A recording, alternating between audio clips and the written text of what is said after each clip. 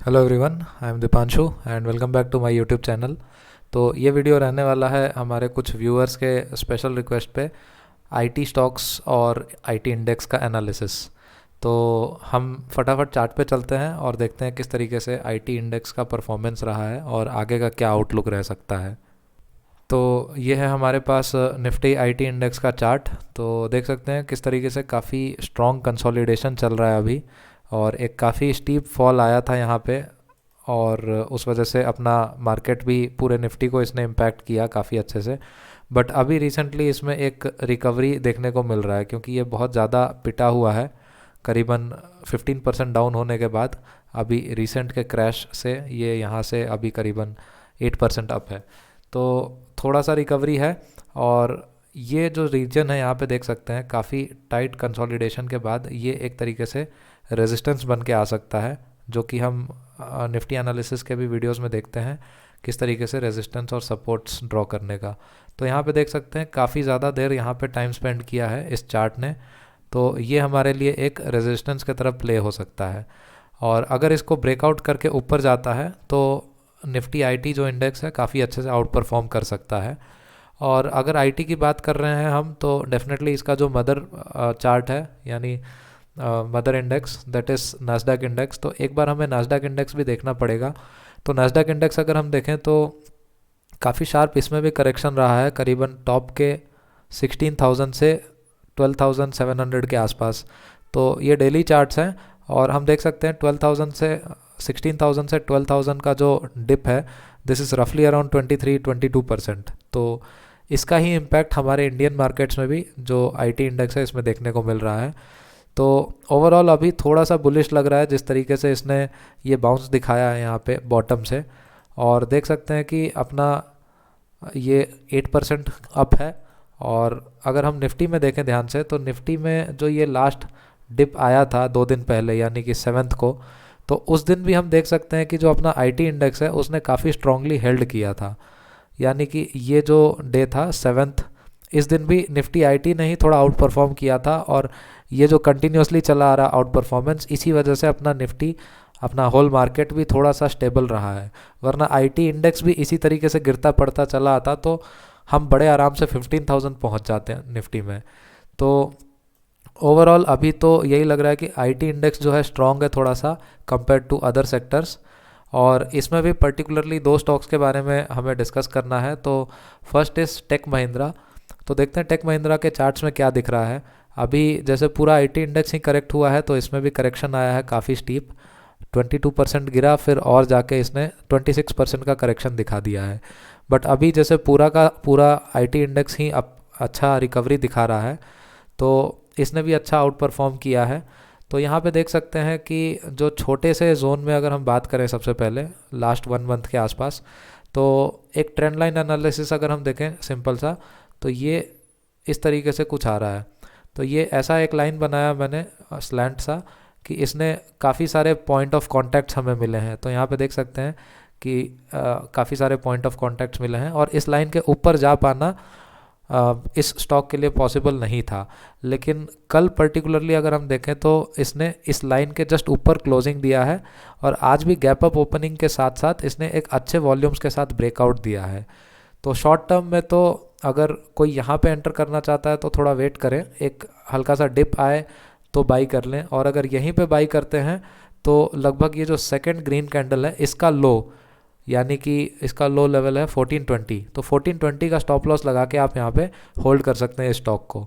और जो पहले से एंटर हैं इसमें ऊपर के लेवल्स पे, तो वो अपना स्टॉप लॉस यहाँ पे रख सकते हैं नीचे के लेवल पे। अब basically IT stock, IT index पूरा का पूरा बहुत अच्छा जैसे कि करेक्शन दिखा चुका है, तो अब इसके नीचे जा पाना बहुत मुश्किल लगता है आईटी इंडेक्स के लिए भी। अगर हम देखें आईटी इंडेक्स में, तो आईटी इंडेक्स के लिए भी अगर हम स्टॉप लॉस देखें तो ये वाला जो लेवल है, ये ठीक है, ये लेवल तो काफ़ी पैनिक बॉटम बना था, काफ़ी जैसे वॉर सिचुएशन था उस वजह से ये बॉटम आया था, तो इतना नीचे जाना तो पॉसिबल नहीं लगता है। बट ये जो लेवल है ये अपने आईटी इंडेक्स का स्टॉप लॉस हो सकता है।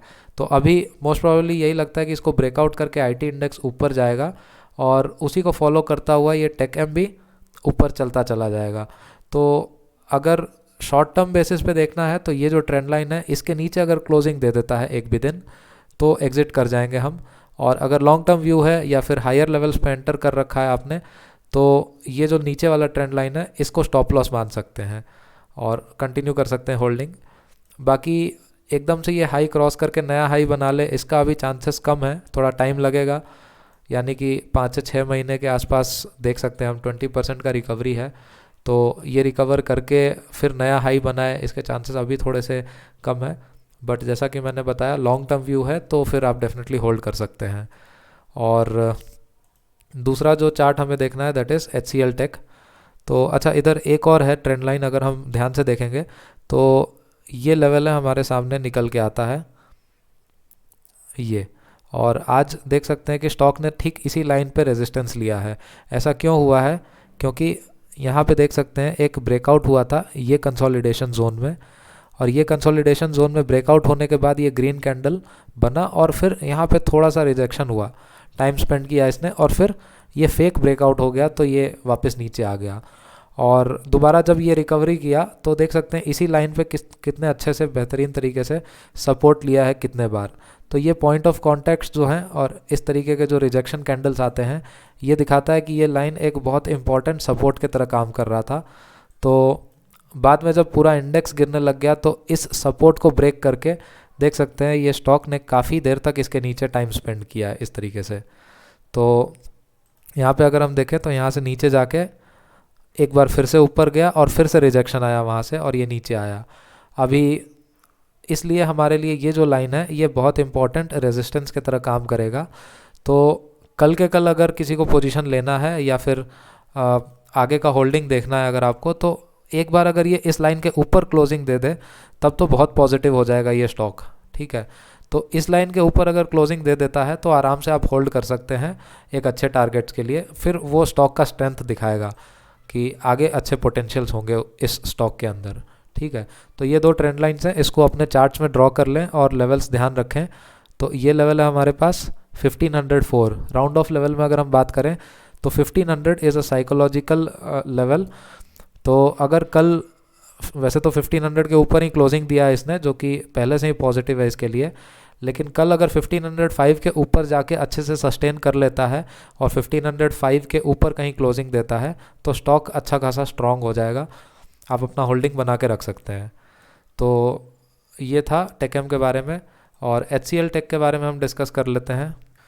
तो अभी देख सकते हैं HCL टेक में भी कुछ सेम स्टोरी है, करेक्शन आया काफ़ी डीप और उसके बाद अभी पूरे इंडेक्स के साथ में कंसोलिडेट करके ये ऊपर जा रहा है। तो 19-20% का डिप है और बॉटम इसका पिछला वाला जो बॉटम है वो काफ़ी डीप था, जैसा कि ये शायद उसका रशिया यूक्रेन वॉर के वजह से नहीं है, ये अपने पर्सनल रीज़न के वजह से इसका कुछ बॉटम बना है।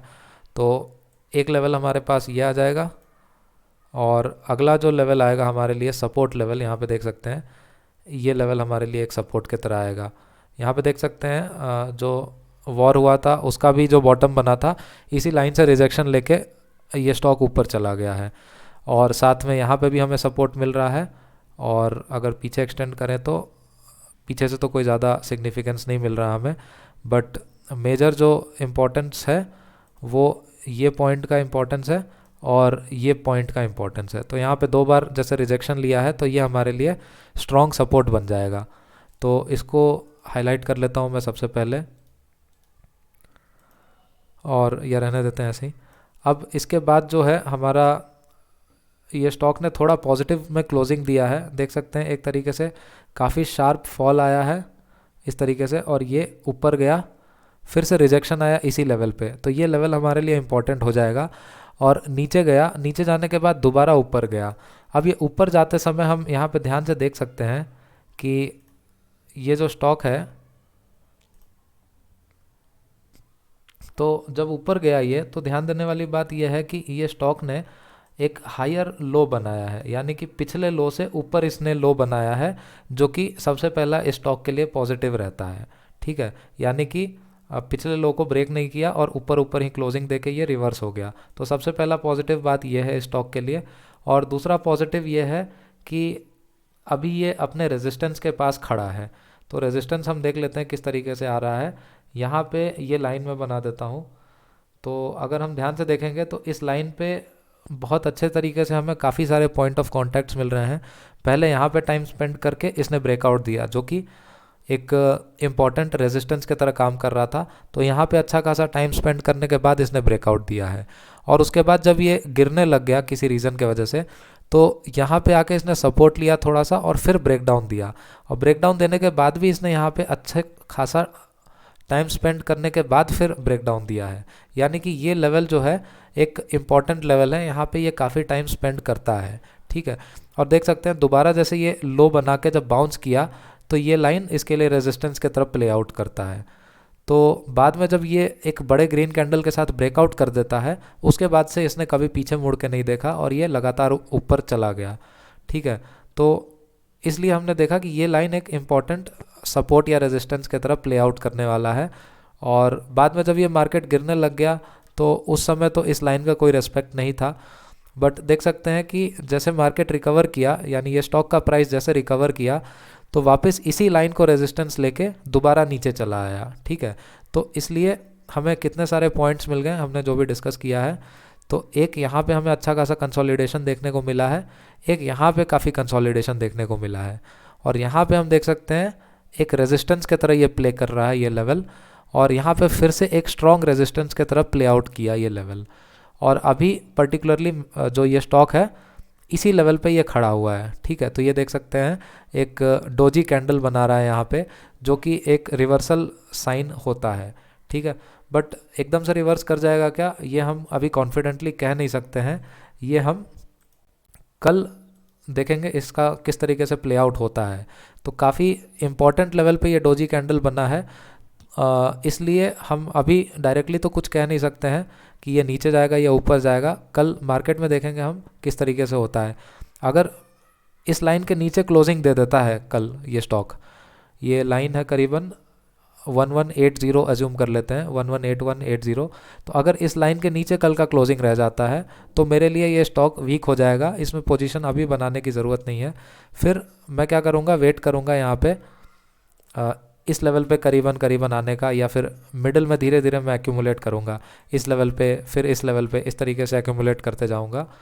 और अगर कल स्टॉक का क्लोजिंग इस लेवल से ऊपर हो जाता है यहाँ कहीं पे, ठीक है, अगर यहाँ कहीं पे क्लोजिंग हो जाता है तो मैं ये जो डोजी कैंडल है इसका लो, इसको स्टॉप लॉस बना के मैं होल्ड करके चला जाऊँगा, ठीक है। तो ये मेरा एनालिसिस है स्टॉक के ऊपर, और ये पर्टिकुलरली इसके लिए है कि अभी मैं पोजीशन बनाना चाहता हूँ, उस रेस्पेक्ट में मैंने बात किया है। और अगर किसी ने पहले से पोजीशन बना रखा है हायर लेवल्स पे, इधर इधर या इधर कहीं पे, तो डेफिनेटली आपने अच्छा खासा टाइम स्पेंड कर लिया है इस स्टॉक में। तो अभी इसमें कोई वीकनेस तो है नहीं, आप बिंदास इसको होल्ड कर सकते हैं। एटलीस्ट ये करीबन अपने प्रीवियस हाई तक जाने का स्ट्रेंथ रखता है ये स्टॉक। तो देख सकते हैं यहाँ से करीबन 13-14% है। थोड़ा टाइम लगेगा, 5 to 6 मंथ्स लगेगा, बट अगर आईटी में होल्ड करना चाहते हैं तो डेफिनेटली आप होल्डिंग अपना कंटिन्यू रख सकते हैं। तो ये था एनालिसिस मेरा। और पर्टिकुलरली अगर आप स्टॉप लॉस रखना चाहते हैं तो स्टॉप लॉस तो इमीडिएट बेसिस पे तो मैंने ये कहा डोजी कैंडल का लो, और लॉन्ग टर्म व्यू के लिए अगर स्टॉप लॉस रखना है तो ये लेवल को आप स्टॉप लॉस बना सकते हैं। अब इतने चांसेस है नहीं कि ये जो स्टॉक है इसके नीचे चला जाए, क्योंकि जितना नेगेटिव न्यूज़ आना था सब आके चले गए हैं, है ना। रशिया यूक्रेन वॉर, नास्डैक का करेक्शन, जैसा कि नास्डैक इंडेक्स भी 25% करेक्ट हो चुका है। तो अब कोई रीज़न नहीं लगता है कि और करेक्शन आएगा नास्डैक इंडेक्स में या आईटी इंडेक्स में। तो मोस्ट प्रोबेबली अपसाइड है आईटी इंडेक्स में अच्छा खासा, बट आउट परफॉर्म कर जाए किसी सेक्टर को, इसमें थोड़ा सा डाउट है। तो अच्छा रहेगा कि आप अपना पोर्टफोलियो डाइवर्सिफाई करके रखें, सिर्फ आईटी में ना रखें। और लॉन्ग टर्म व्यू के लिए अच्छा है ये स्टॉक भी, और टेकएम भी काफ़ी अच्छा है। तो आज का एनालिसिस ये 2 स्टॉक्स के ऊपर था। अगले एनालिसिस वीडियो में हम बाकी स्टॉक्स देख लेंगे, इन्फोसिस और एक बैंकिंग सेक्टर का देख लेंगे। तो आई होप आपको एनालिसिस अच्छा लगा हो तो लाइक करें, और कोई डाउट हो तो कमेंट सेक्शन में कमेंट करें और अपने दोस्तों के साथ शेयर करें। That's it for today. मिलते हैं नेक्स्ट वीडियो में। Thank you.